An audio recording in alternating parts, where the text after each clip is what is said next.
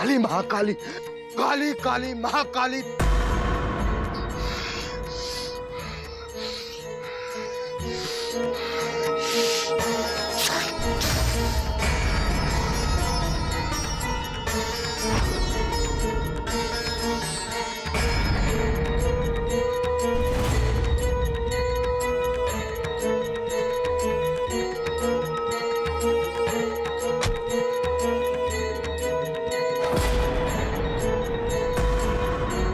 भोले। जी गुरुजी।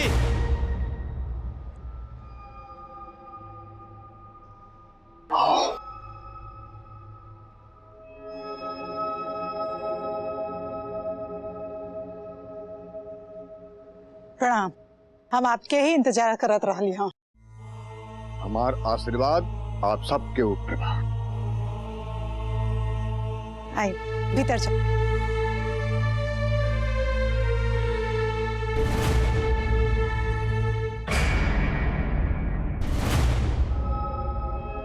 आई भीतर चली।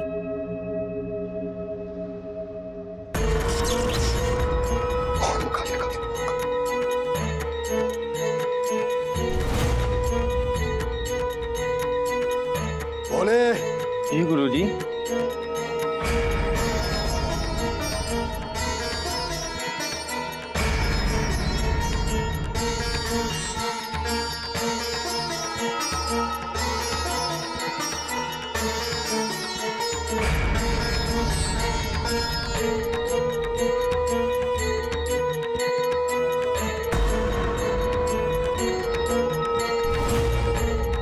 ओम काली काली महाकाली।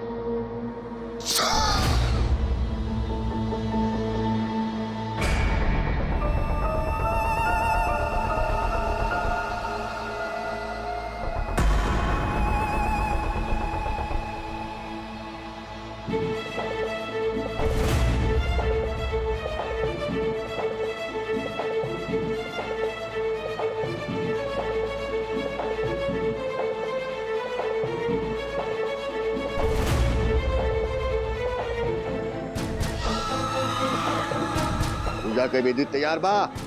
जी बाबा जी। आई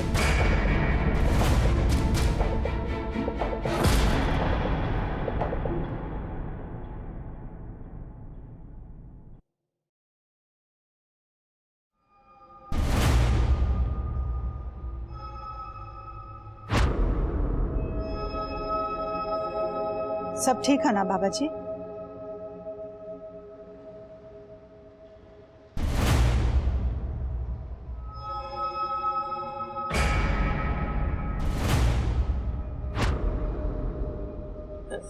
जलेबी सब कुछ अच्छे से हो गई बानू? हाँ जवन जवन बाबा जी कलेरा ना कुल तैयारी कर दिल बन। ठीक है।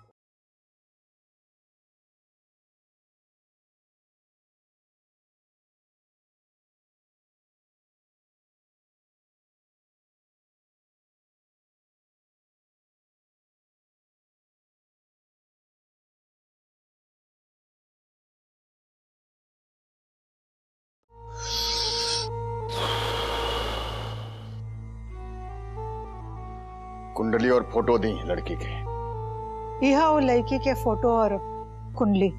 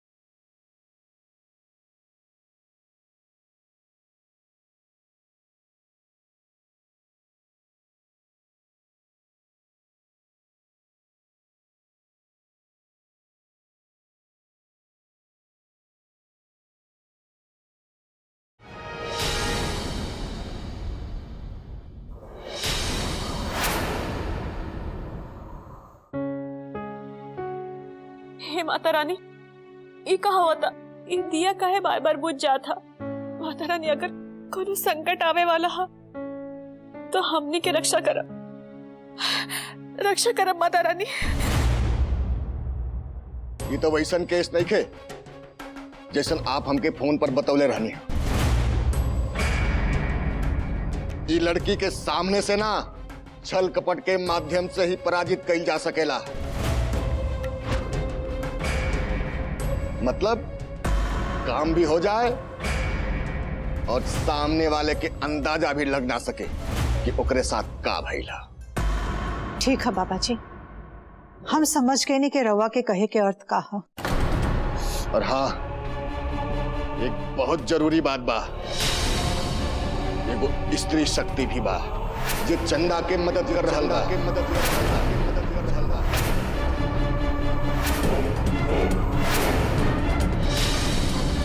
और वो महिला शक्ति के पता लगावे खातिर के 42 दिन के अनुष्ठान करे के पड़ी।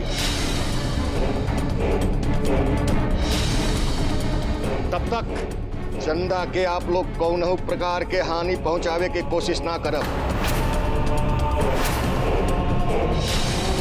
ना तो सब उल्टा हो जाए। भयंकर अंजाम होई, भयंकर अंजाम।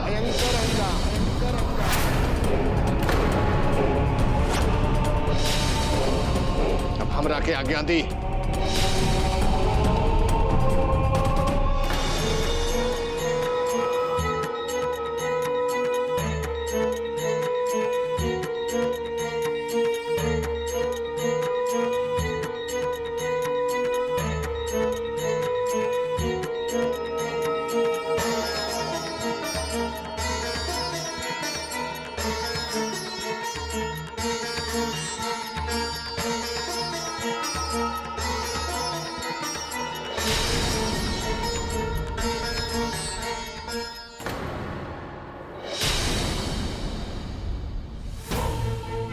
एक काम आपन के बाबा जी तो घूटी पिया के चल दी और का कहता कि 42 दिन तक अनुष्ठान करे के पड़ी, तब जाकर के पूजा संपन्न और काम बने। ना अम्मा ना, हमरा से इतना दिन तक इंतजार नहीं हो सका। हमें गोझा के जाने ली, बड़ से बड़ बुतन के 2 मिनट में सामने लाके खड़ा कर देता। तो चंदा के साथे जो स्त्री हो ना, ओकरा के 2 मिनट में बाहर लेके आ जाए सबके सामने। हाँ, 2 मिनट में हो गए। एक बात समझ लो, जब कोनो बड़ा काम करे चलल जाला ना, तो इतना अकुलाई के ना। और हमरा के कोनो और ओझा के जरूरत नहीं के। हमरा के ई बाबा पर पूरा विश्वास हो। बाबा जे कुछ कहलन हा, सोच समझ के कहलन हा, और उनके कहे अनुसार हम सब के चले के पड़ी, ना तो हम सबके पछतावे के पड़ी। आगे से चंदा के ऐसे फेर में फंसावे के पड़ी जैसे सांप भी मर जावे और लाठी भी ना टूटे। और हम लोगन पे आज भी ना आए। आंटी जी, कौनो आज ना आई, सब हमरा ऊपर छोड़ दिए।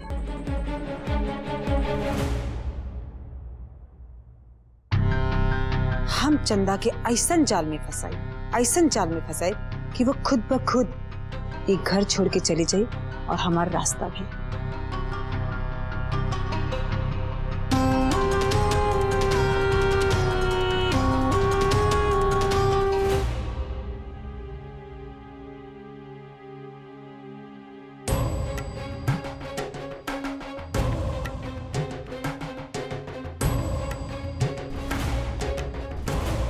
हम तो तंग आ गए। ये तंत्र मंत्र के चक्कर पर हमरा के टाइम वेस्टिंग समझ में आवत, पर अम्मा के आगे कुछ कर भी तो नहीं पावत। समझ में नहीं आवत कि हम का करें। हम तो हर परेशानी समझ सकिले रुद्र, और हमरा भी इंतजार करत के दिमाग खराब हो गई बा। लेकिन तू चिंता मत करा, हमार दिमाग में एगो बहुत बढ़िया प्लान है, जैसे हमार और तुम्हार दोनों की प्रॉब्लम सॉल्व हो जाए। और आंटी जी, ये जो जादू मंत्र ओझई कर रहल बाड़े, कर दा। अरे हम तो यह चाहते कि अपन काम जितना जल्द से जल्द हो जाए, कहीं तंत्र मंत्र ओझाई के चक्कर में ऐसे ही 2-3 साल निकल जाए और हमने के हाथ खाली के खाली रह जाए। ऐसे कैसे? हाँ, और श्वेता के रहते इम्पॉसिबल। और हमारे पास भी इतना टाइम ना बा कि 2-3 साल इंतजार करी।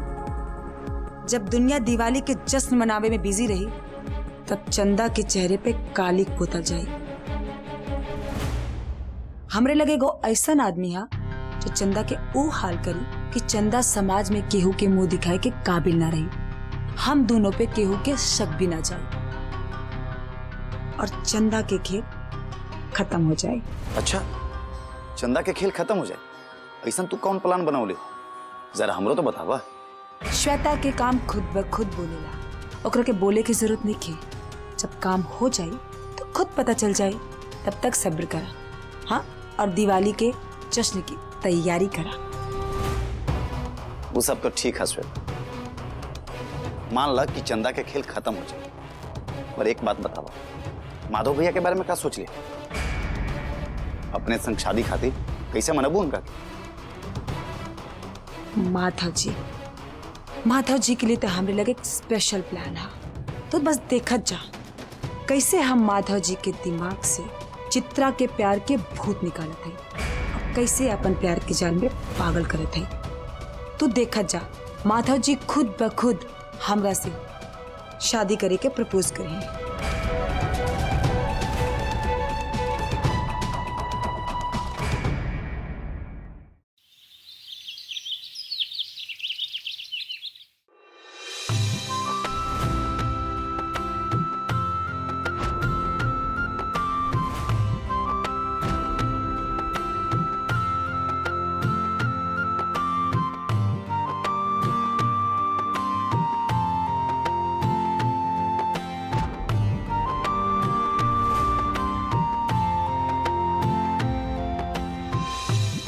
अरे ये सब का तू लोग के तैयारी नहीं खे भइल?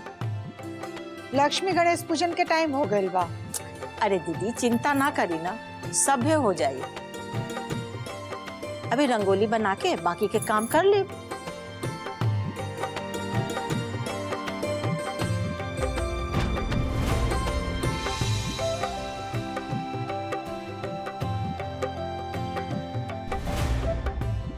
अम्मा जी प्रणाम। हाय। अम्मा ई सजावट और ई रंगोली तो बहुत ही नीक लगा था। सबको happy Diwali. Happy Diwali. Happy Diwali.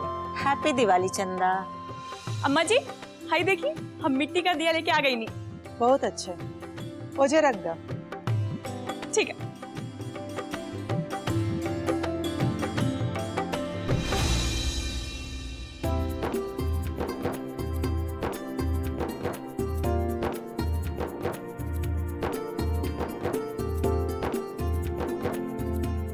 मौसी जी दी ना।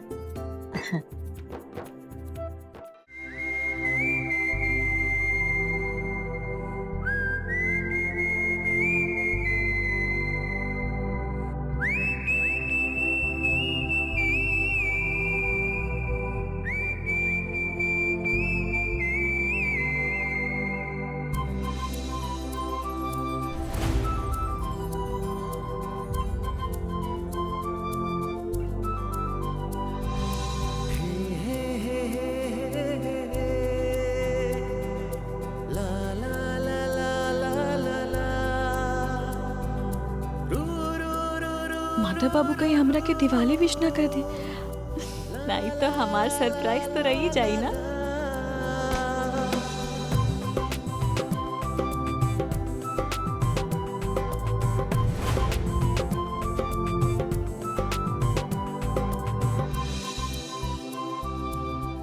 अम्मा, मर मिठाई और फल फूल के बंदोबस्त हो गए ना?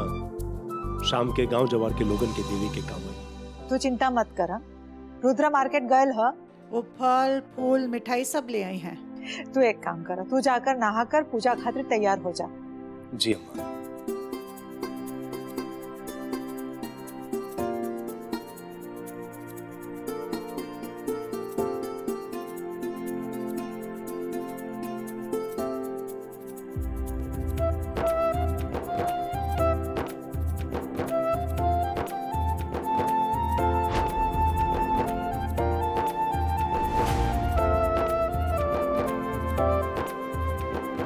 लड़की भी ना बिल्कुल पागल भी है।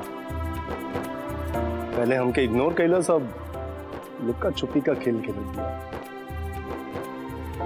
चला देखू गए।